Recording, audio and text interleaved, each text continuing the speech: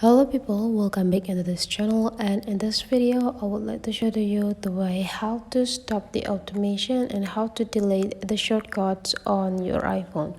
So the first thing you have to do, you just need to visit the shortcuts application. If you cannot find it on your home screen, slide your home screen into the left side until you visit the app library, and then in the search button you just need to type shortcuts.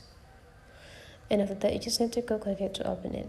So there will be like three sections over here. The first one is the shortcuts. It's about the grouping of the features that shortcut gives to you and recommend to you. And then the second section will be in automations. Is the place that you can do the automations or create the automations by yourself.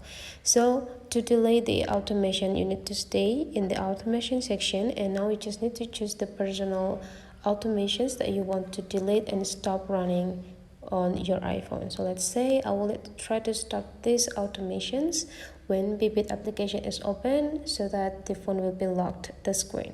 So I would like to delete this. So to delete this personal automation, you just need to slide this automation into the left side, and there will be activated the delete button, and then you just need to go click delete, and this automation will be inactivate from your iPhone. You can do the rest of your automations here. So that's the way how to stop the automations and how to delete the shortcuts on iPhone. Hopefully this tutorial today is useful for you guys, so don't forget to leave some comment, like and subscribe into this channel, and I will see you for the next video.